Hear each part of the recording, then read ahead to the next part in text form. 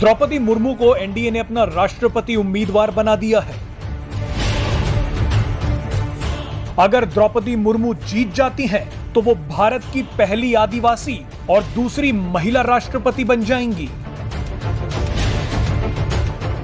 इससे पहले द्रौपदी मुर्मू झारखंड की पहली महिला और आदिवासी राज्यपाल थीं।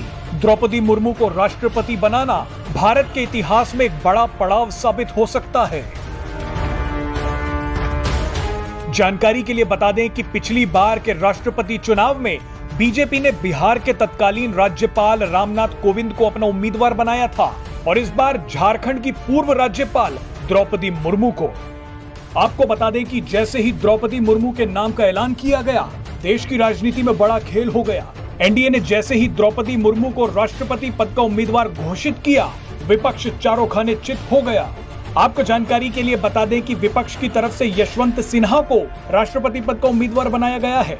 तो ऐसे में लोग अब सवाल कर रहे हैं कि गरीब और आदिवासियों के हितों की लड़ाई लड़ने का दिखावा करने वाली विपक्षी पार्टियां अब किस मुंह से द्रौपदी मुर्मू की जगह यशवंत सिन्हा का समर्थन करेंगी। अब आपको एक दिलचस्प किस्सा बताते हैं कि जब द्रौपदी मुर्मू के नाम का ऐलान किया गया तो उस समय वो कहां थी और क्या कर रही थी।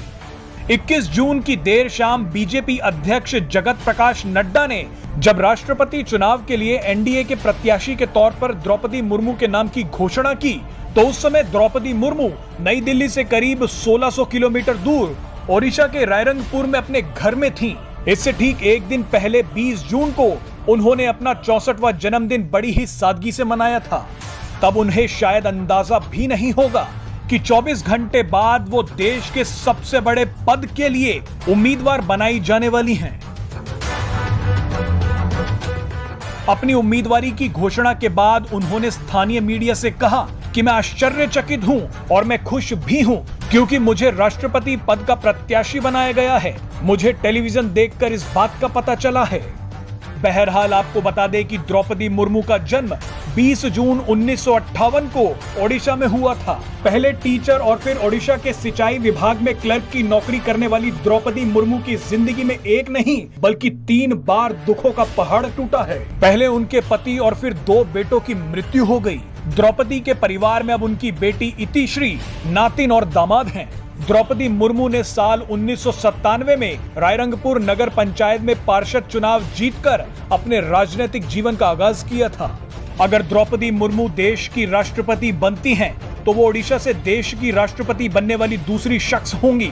आपको बता दें कि द्रौपदी मुर्मू से पहले ओडिशा से वीवी गिरी देश के राष्ट्रपति रह चुके हैं। द्रौपदी मुर्मू के नाम का ऐलान करके एनडीए ने महिला सशक्तिकरण को लेकर एक बड़ी लकीर खींच दी है। आपको बता दें कि भारत के राष्ट्रपति चुनाव में 29 जून तक नामांकन, 18 जुलाई को मतदान और 21 जुलाई को नतीजा आएगा।